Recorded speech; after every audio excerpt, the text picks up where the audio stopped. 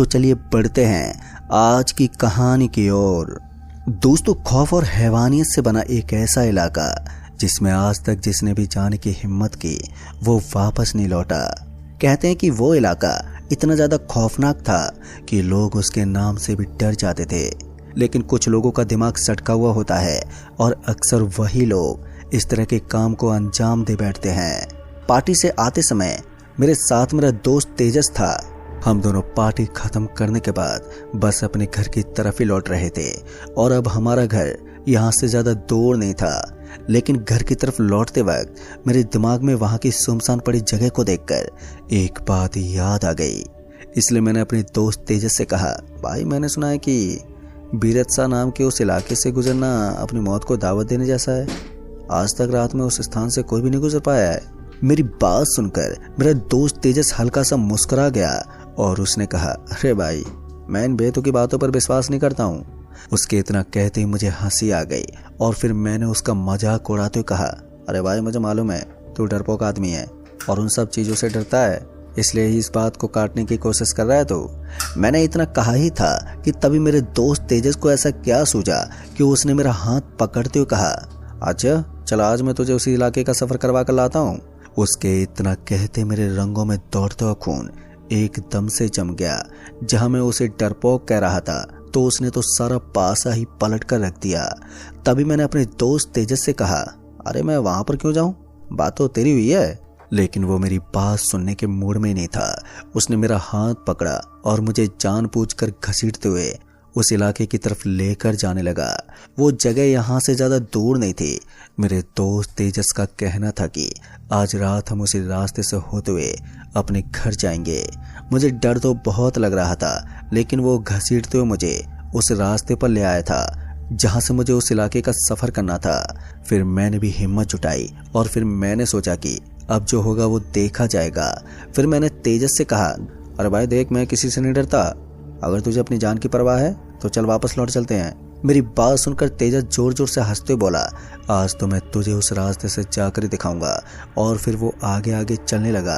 अब मेरी भी हिम्मत नहीं थी कि मैं वापस पीछे मुड़कर उसी रास्ते पर जाऊं, क्योंकि ये रास्ता पहले से बहुत ही अजीब सा था और डरावना भी था। फिर मैं हिम्मत करते हुए अपने दोस्त के साथ साथ चल पड़ा। हम दोनों जैसे उस इलाके में पहुंचे तो वहां का दृश्य देखकर एक बार के लिए मेरा पूरा शरीर ठंडा पड़ गया। दरअसल मैंने देखा कि वो जगह इतनी ज्यादा सुनसान थी कि कोई परिंदा भी अपने पण ना मार सके।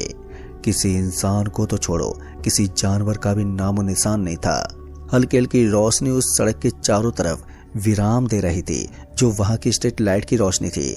हम दोनों ने काफी रास्ता तो काट ही लिया था, पर मुझे लग रहा था कि हम दोनों सही सलामत इस इलाके से निकल जाएंगे। और शायद इस रास्ते के बारे में लोगों ने सिर्फ बनावटी बातें बताई होंगी, पर तभी मुझे ऐसा लगा जैसे कि किन्हीं पायलों की आवाज मेरे कानों को फाड़ कर निकल गई हो। इस ध्वनि ने मुझे एक बार के लिए डरा कर रख दिया था। लेकिन हैरानी की बात तो ये थी कि मेरे दोस्त के चेहरे पर इस चीज का कोई असर ही नहीं था। वो बड़े आराम से बस रास्ते पर चलता जा रहा था। फिर इतने में ही मैंने अपने दोस्त से कहा, अरे भाई तू थोड़ा बेवकूफ है क्या, तुझे ये आवाज नहीं आई जो मुझे अभी भी सुनाई दी थी। मेरी बात सुनकर उसने कहा, लगता है तू मुझे डराने की कोशिश कर रहा है, लेकिन मैं किसी से नहीं डरने वाला। मैं समझ गया था कि यहाँ पर कुछ तो गड़बड़ है, क्योंकि जो आवाज मुझे अभी अभी सुनाई दी थी उसके बारे में मेरे दोस्त को भनक तक नहीं थी। फिर मैंने मन ही मन भगवान का नाम लिया और बस रास्ते पर चलता रहा। इस बार मेरा दोस्त एकदम से घबरा गया था। उसको इस तरह से घबराया हुआ देखकर मैं उसकी तरफ देखता ही रह गया। तभी उसने कहा, भाई यहाँ से जल्दी निकल, ये इलाका ठीक नहीं है। अब उसके मुंह से इस बात को सुनकर मुझे बहुत ही ज्यादा हंसी आ रही थी, साथ ही मुझे डर भी लग रहा था। लेकिन ये समय हंसी मजाक करने का नहीं था। उसके बाद हम दोनों वहां से सरपट भागने लगे और हम थोड़े दूर आ गए थे। फिर हम दोनों को सड़क के बीचों बीच में एक गहरा गड्ढा नजर आने लगा। पर आज से पहले मैंने कभी भी इस रास्ते पर सफर नहीं किया था, तो ऐसे में मुझे ये मालूम नहीं था कि ये गड्ढा कितना विशाल होगा। मुझे लगा था कि ये छोटा मोटा गड्ढा होगा और मैं इसके ऊपर से आसानी से कूद जाऊंगा।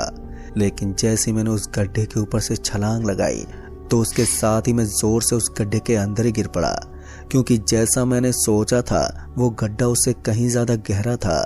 उसके अंदर गिरते ही मुझे बहुत ही तेज झटका महसूस हुआ और वो झटका इतना ज्यादा तेज था कि एक बार के लिए मेरी आंखों के सामने बिजली सी दौड़ गई।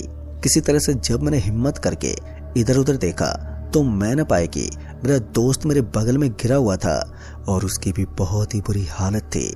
फिर जब मैंने उसकी तरफ देखा तो मैं न पाया कि हम उस गड्ढे के अंदर गिर पड़े थे और वो गड्ढा कोई छोटा मोटा गड्ढा नहीं था, वो बहुत ही ज्यादा गहराई में था। ऊपर की तरफ निकलना कोई बड़ी बात नहीं थी, लेकिन जैसे मैंने अपना हाथ ऊपर की तरफ बढ़ाया तो मुझे महसूस हुआ कि कोई मुझे नीचे से पकड़कर खींच रहा है।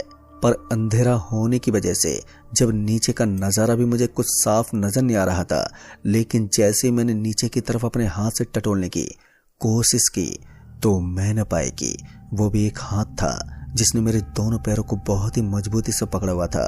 उधर मेरा दोस्त भी बुरी तरह से फंसा हुआ था। तभी मैंने अपने दोस्त से कहा, यार तुझे कहा था ना मैंने कि हमें इस रास्ते पर नहीं चलना चाहिए, लेकिन तूने मेरी बात नहीं मानी।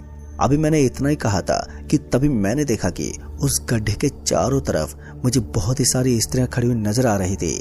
ये खौफनाक दृश्य उस वक्त अपनी हद पार कर गया जब हमने देखा कि उन सभी महिलाओं के हाथ में एक एक खोपड़ियां थी और वो उनका खून चूस रही थी। पता नहीं उस वक्त मेरे दोस्त को क्या हुआ कि वो जोर जोर से चिल्लाते हुए ऊपर की तरफ चढ़ने लगा। उसकी हिम्मत को देखकर मैंने भी थोड़ी कोशिश की और किसी तरह से मैं ऊपर चढ़ने में कायम हुआ। फिर मैं जैसे उस गड्ढे के ऊपर की तरफ आया तो मैंने देखा कि अब वो सारी महिलाएं एकदम से ही गायब हो गई थी। एक बार के लिए मुझे चैन की सांस मिली और फिर उसके बाद मैंने अपने दोस्त की तरफ इशारा करते हुए कहा, यार हमें जल्दी से भागना होगा। और फिर हमने तुरंत ही वहां से भागना शुरू कर दिया। फिर थोड़ी देर तक भागने के बाद हम दोनों उस इलाके से बाहर निकलने ही वाले थे। हम दोनों को लग रहा था कि हम सही सलामत अपने घर पहुंच जाएंगे, लेकिन दोस्तों वो कहते हैं ना, जब आप बुरी ताकतों के बीच में फंस जाते हैं तब आपका हश्र बहुत ही बुरा होता है। जैसे ही हम दोनों उस इलाके के आखिरी पड़ाव पर पहुंचे तो हमने देखा कि वहां की सारी दुकानें खुली हुई थी और उनके अंदर हमें सिर्फ और सिर्फ वो महिला ही दिखाई पड़ रही थी जो कुछ देर पहले हमें उस गड्ढे के ऊपर दिखाई दी थी। और वो सभी हमारी तरफ देखकर एक अजीब सी मुस्कान दे रही थी। मुझे उनका ये तरीका बहुत ही ज्यादा डरावना लग रहा था, मगर मैंने किसी तरह हिम्मत करके आगे बढ़ना ही ठीक समझा। अभी हम दोनों कुछ दूर ही पहुंचे थे कि तभी हमें पीछे से आवाज आई, अरे साहब जी इतनी भी क्या जल्दी है, जरा रुको तो सही, हम आपका स्वागत तो करें। जैसे हमने पीछे पलट कर देखा तो हमारी आंखें फटी की फटी रह गई। ये एक महिला ही थी जिसके हाथ में एक धारदार छुरी थी। उसके हुलियों को देखकर हमें ये बात समझ में आ रही थी कि वो हमारे लिए कितनी ज्यादा खतरनाक हो सकती है।